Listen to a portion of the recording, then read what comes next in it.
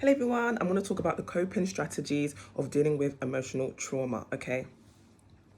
Right, so a lot of the times I talk about narcissists, what they do, how they're toxic, but I really want to talk about us and our healing. I always talk about the healing journey, but let's talk about the things that can actually help us, okay? Main thing, professional help from a therapist, a counselor, a life coach. It's up to you what you want to choose, it's up to you what you can afford, but definitely do that. I had a therapist at the start of my journey. And I felt like it was amazing. It got to a point where I was actually loving the therapy sessions, and it got to a point where it's like, well, you're on track now. You've got your hobbies, your people around you. You've got good people around you. Your future looks promising. So just get on and do it. Like, and I was like, well, that's it. They're like, yeah, if you have any other issues, you can come back, but I think we've dealt with the main thing, which is the narcissist for now. If you are looking for a therapist, I will put a link in this video where you can use online therapists for very, very, very affordable prices. And it's up to you when you do it, but completely up to you. You can choose your own therapist. There's a link, completely up to you. If you're lucky to have trusted friends and family, which a lot of people are not, but if you're happy, if you've got people around you that love you and you trust, talk to them.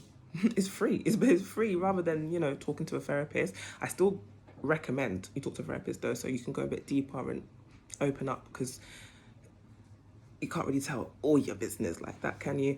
I feel like it really helps. It just helps to get it off your chest. And before you know it, you're not even thinking about them. You're not even thinking about that situation.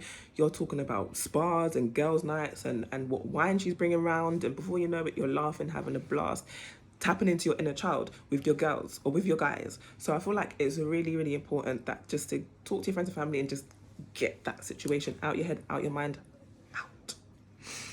Journaling's really good. I've always been on and off of it. I'm not a huge I don't do it every day. I wish I did. I wish I could. I wish I had the time. But every time I feel really overwhelmed, stressed, I do journal and I do get it all out. And after I get it out, I do feel a little bit better. And then the next day or the next week or whenever, and I read it back, I'm like, damn, I was really in like a bad place, or I had a really bad day that day. And it kind of just puts everything into perspective. I can't even say the word. Physical activity, which I've jumped off since the whole of August because it's been birthday season, but I need to jump back on again. Walking, running, gym, Zumba, all that kind of stuff, dance, anything to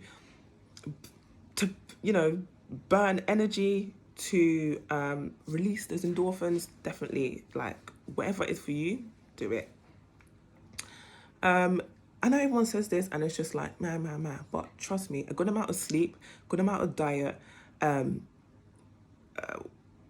exercise, and also avoiding drinking and drugs, especially at the start of the journey, is so important.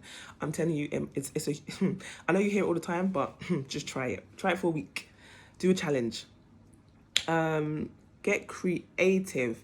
Now, I went to a sip and paint event, and I'm not an artist in the slightest, so I don't know if I'll be going back. I really enjoyed it, and like I said to my friend's more of an artist, so she was like doing her thing.